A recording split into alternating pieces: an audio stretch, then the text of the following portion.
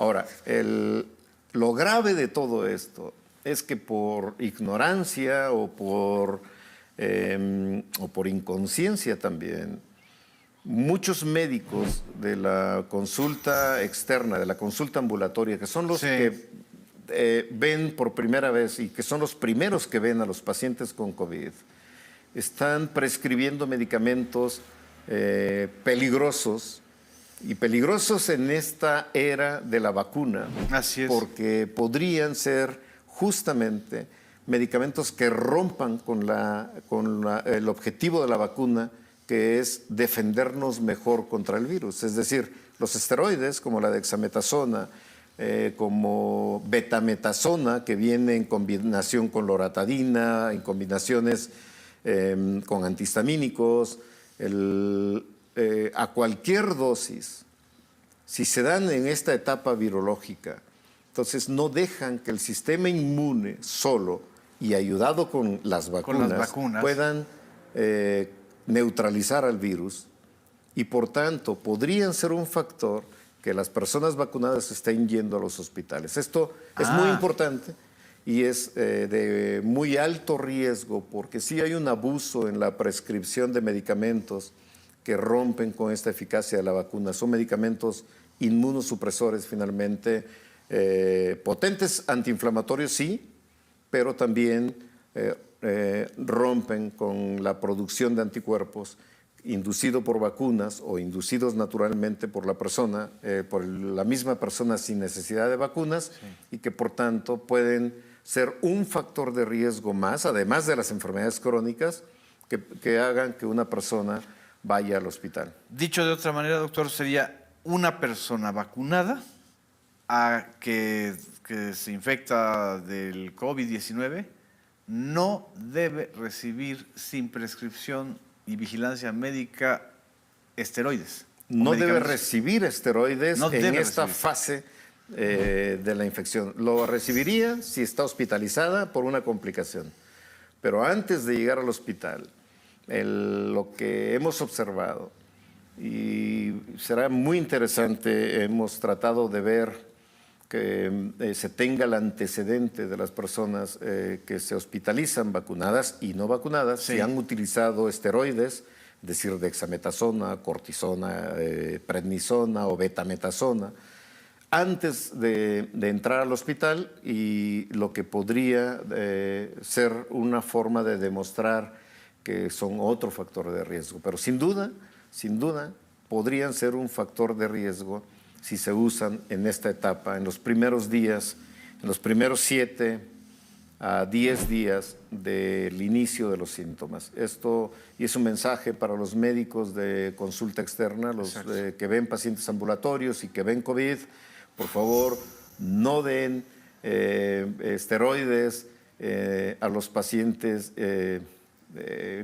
ambulatorios, a los pacientes no graves, porque podrían tener efectos graves sobre las defensas y sobre el efecto que produce la vacunación. Este mensaje es para los médicos, pero también para la población que se automedica. Es decir, hay una gran cantidad, porque además siempre tendemos a la especie de la empatía del enfermo. Es decir, no, pues fíjate que yo me tomé estas pastillitas o este líquido o estos medicamentos o estos esteroides.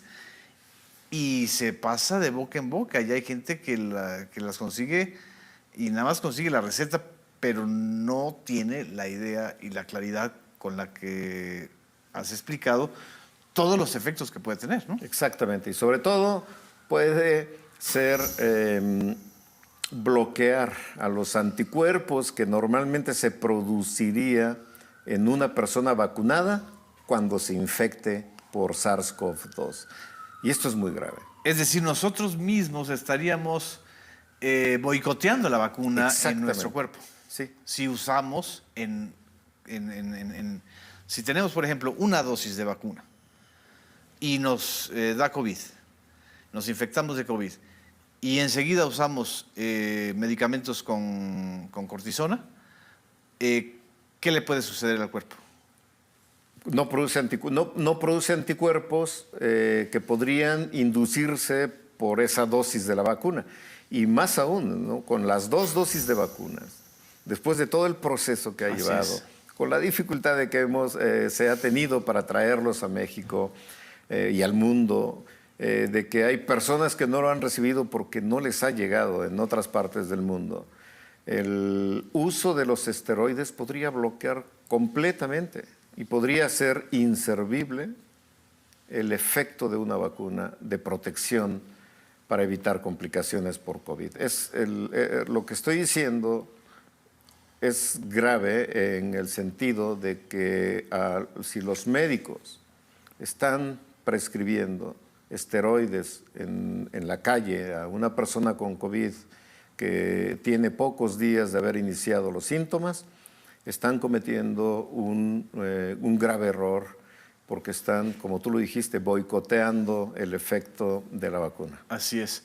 Si alguien tiene dudas de este tipo de manejos de los medicamentos, ya sea doctor, ya sea paciente, ¿dónde puede consultar realmente? Los lineamientos están ya en el Internet. ¿Cómo se llama? De la Secretaría de Salud. ¿Los lineamientos farmacológicos? Se llaman coronavirus.gov.mx. En la parte de tratamiento están los lineamientos. No tiene muchos días que fueron actualizados y publicados. Siempre han estado publicados. Estamos transmitiendo, de hecho, esa imagen, ¿no? De cómo llegar al link. Por supuesto, cómo llegar al link y que los médicos vean lo que se puede dar en los diferentes periodos de COVID y lo que no se debe dar también. ¿Qué tan grave ahorita es la situación de este tipo de recetas o de...? Lo hemos analizado en un panel de expertos que la comisión que coordino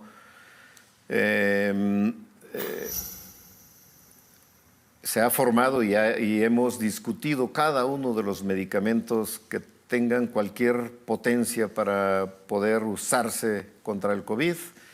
Y bueno, la lista de recetas que nos llegan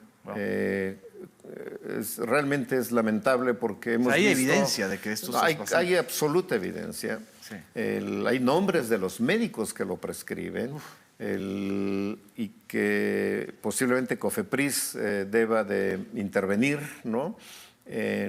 Porque son medicamentos. Hay una receta, por ejemplo, con 15 prescripciones diferentes, ¿no?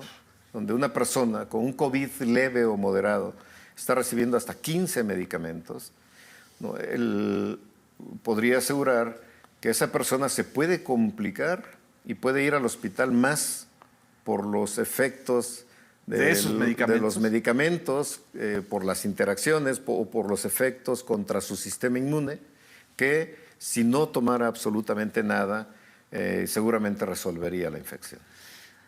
Qué duro. Muchísimas gracias, doctor. Ya se nos fue el tiempo como agua, pero esto creo que es una explicación, una de las mejores explicaciones que yo he escuchado sobre este tipo de tratamiento farmacológico. Esperamos tenerlo de nueva cuenta. Esperamos que cuando...